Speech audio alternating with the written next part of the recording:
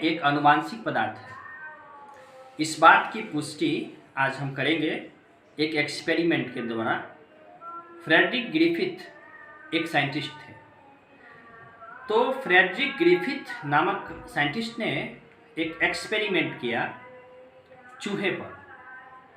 ये जो चूहा था, इस पर जो एक्सपेरिमेंट किया गया था वो एक बैक्टीरिया को माध्यम बना करके उस पर एक्सपेरिमेंट किया गया।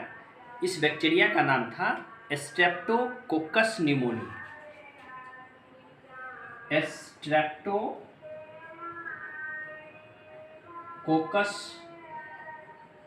न्यूमोनी।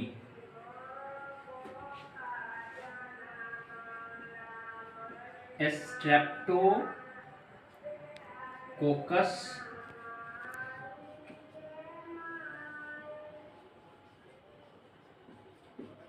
न्यूमोनी। यह बैक्टीरिया अमूमन तौर पर निमोनिया रोग फैलाता है।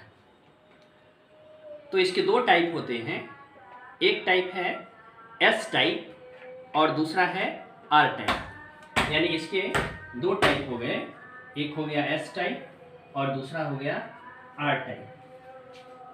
तो सबसे पहले एस टाइप वाले बैक्टीरिया को, स्ट्रेप्टोकोकस न्यूमोनी के एस टाइप वाले बैक्टीरिया को फ्रेडरिक ग्रिफिथ ने एक स्वस्थ चूहे के शरीर में इंजेक्ट किया, इंजेक्शन के माध्यम से। यानी कि इस तरह से इंजेक्शन के माध्यम से उसको पुट किया उसके बॉडी के अंदर।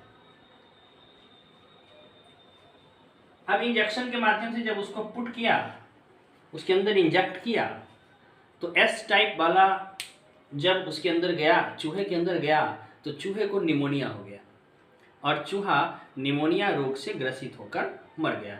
तो इस बात से यह साबित हुआ कि एस टाइप वाला जो है यह पैथोजेनिक है। एस टाइप का जो बैक्टीरिया है वह पैथोजेनिक है। What do you mean by pathogenic? ऐसा बैक्टीरिया, ऐसा सूक्ष्मजीव, ऐसा माइक्रोब्स जो रोग पैदा करता हो उसको हम पैथोजेंस कहते हैं। तो यह एस टाइप वाला रोग पैदा करने वाला है। अब एक दूसरे चूहे में फ्रेडरिक ग्रिफिथ ने आर टाइप वाले बैक्टीरिया को इंजेक्ट किया, तो उस चूहे पर इसका कोई प्रभाव नहीं पड़ा। एस टाइप वाले को जब इंजेक्ट किया था तो उस पर उसका प्रभाव पड़ा था, वह उसमें निमोनिया हो गया था। लेकिन आर टाइप वाले को जब किसी स्वस्थ चूहे में प्रवेश कराया गया तो उस चूहे पर इसका कोई प्रभाव नहीं पड़ा। इससे यह बात साबित हो गई कि यह पैथोजेनिक नहीं है, इससे बीमारियां नहीं होती। अब फ्रेडरिक ग्रिफिथ महोदय ने एक अन्य प्रयोग किया। उसने एक स्वस्थ चूहे के अंदर आर टाइप वाला डाल दिया जो कि नॉन पैथोजेनिक है, जिससे रोग पैदा नहीं होता है। अब उसी चूहे में, उस चूहे का नाम हम रख लेते हैं ए, इस चूहे में आर टाइप वाले को डाल दिया गया है, इंजेक्ट कर दिया गया है, जिससे कि रोग पैदा नहीं होता है। अब इस चूहे के अंदर एस टाइप वाले को हाईली टेम्परेचर पर, उच्च तापमान पर इसको गर्म कर और इसको मार दिया गया। और मारने के बाद तब इसको, यानी इसको गर्म कर डेड कर दिया गया, मार दिया गया आर टाइप, एस टाइप का। अब इसको इस चूहे के अंदर इंजेक्ट कर दिया गया।